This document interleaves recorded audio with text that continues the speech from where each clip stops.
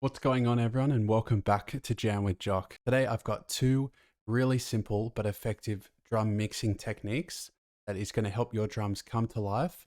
And by watching this video, you're going to be able to implement them at home and get the results right away. I put together a little loop specifically for this because the drums are hitting at the level that I want, but they sound lifeless in the mix. I'll play the loop for you.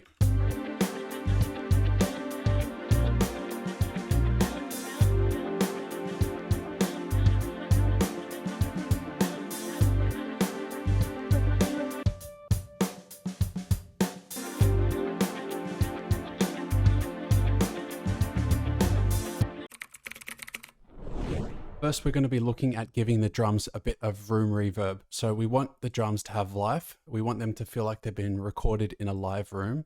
And so we need a bit of reverberation. So if we listen to the drum loop, it's a great recording, but we want to add a bit of depth and dimension to it. And by adding a room reverb into our sends and returns, we're going to do just that. One of my favorite reverbs for this type of sound is the Hitsville Reverb Chambers by UAD. Whenever I'm having a sends effect on a track, I like to emphatically turn it up so I can really hear what it's doing. And then after I've heard the sound that I like to then dial it in to my desired taste. Until we hear what the effect is really doing, we can't determine if it's the effect that we like in the first place. So let's just have it at -5. And we've got that coming to our D, which is our room reverb. So let's start listening to the sound now.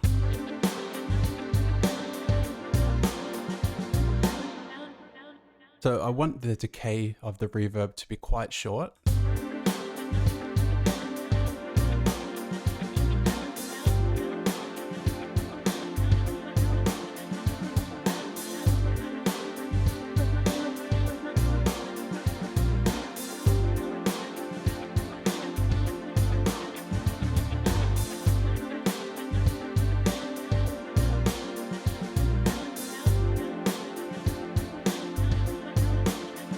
So when putting a reverb on drums, it's very important to determine the type of decay you want. If you're making something that's quite fast paced and you want the drums to be tight and snappy, then you want the decay to be down low. Because if you're having a long decay, which would be better for a more 80s style atmospheric track, where there's lots of space and depth to it, that's when you want the decay up high. Because having that on a track that you want a really tight and solid groove, it's going to be completely washed out with a reverb with a long decay. So that's the first step. Just figure out what type of drums you're making. And for this one, I want it to be quite tight. I don't want a long decay. So that's extremely important to get right first. I'm just going to change the microphones now because I'm not liking this 545.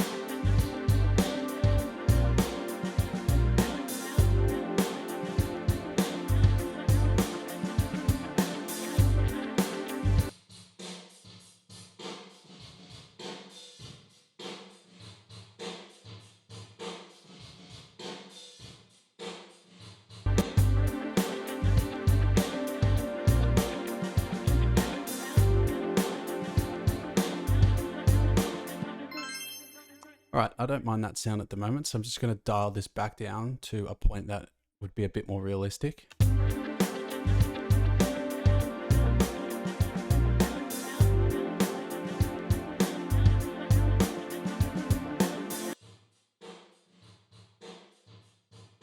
I like to often put an EQ behind my sends and returns, just because often when you're adding in all this extra volume, it can sometimes create some low end frequencies that it's going to clutter our mix. So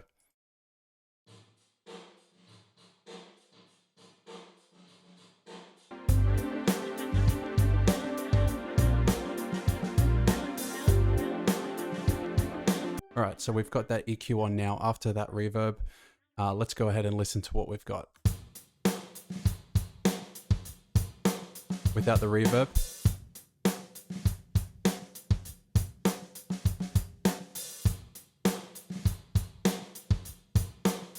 You can just hear the extra space that it's added. And for this type of track in particular, I really like the live feel that it's adding. It's almost as if there's some room mic sitting above these in the recording. And I think that's gone such a long way in giving the drums a lot of life. All right, so moving on to technique number 2, we'll just add a return track in. And the technique that we're going to be using is parallel compression. One compressor in particular is extremely good to get this sound, and that's the 1176 by UAD. And this has a mode where if I hit shift, I can press all these buttons, and that's going to get to this ultra compressed mode because it's got such a high ratio. And because parallel compression is where you have an ultra compressed sound that you're blending in ever so slightly. So if you had this compressor setting on the individual track, it would distort your drums, it would blow them out, and you wouldn't be able to have it. So by having it on the Sens track, you can get all these really rich and unique characteristics by blending this in with a return track. So we want the input quite high, we'll just go around 18, and fast attack, semi-slow release, and we've got the ratio at the highest.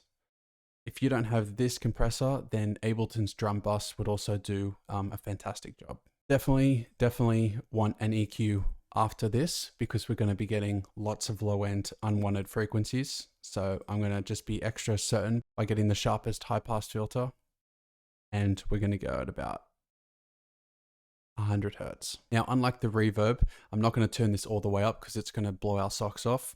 So let's start blending in this in with the settings that we've dialed in, and we'll see what we got.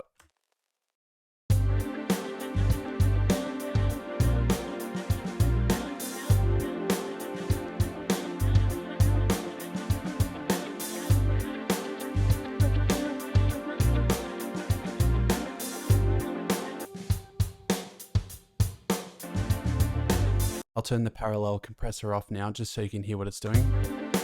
Off. On.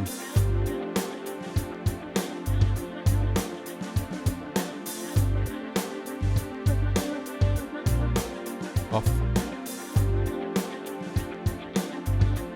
I think it kind of just hides in the mix when I turn it off, and that's exactly what I was talking about in this video, about giving your drums some life. It's a very simple but effective way that you can do that. I'm just going to turn the drum track all the way down, and I'll turn this all the way up so you can start to hear what it's actually doing.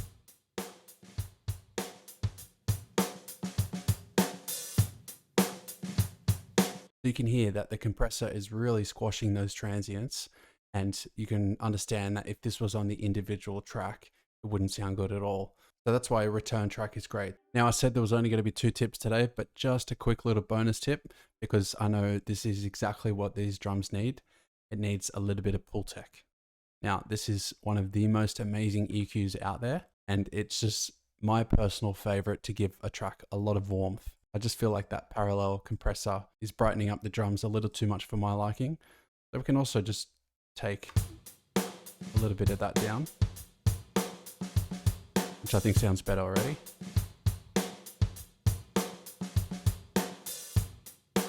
Take this up. We'll go to -10 because we're going to use this Pultec, which is going to add a little bit more volume. So we're going to pick our low frequency band. We're going to go 30 Hertz.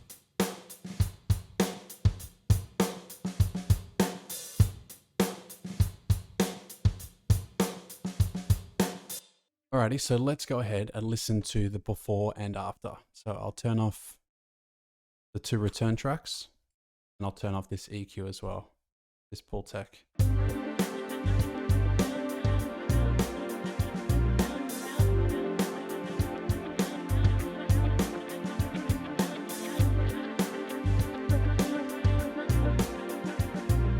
Now with them all turned on.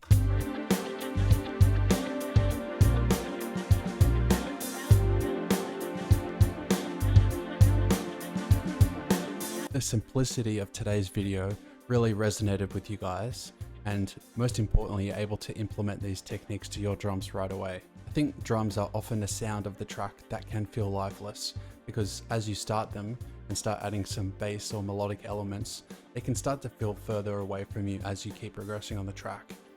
So having this parallel compression and room reverb techniques to give them extra life I think is going to go a really long way in your productions. If you like this style of video of simple and short tips, then go ahead and like and subscribe to the channel, please, so I can see that you're enjoying this type of content. Once again, thank you so much for staying to the end of the video.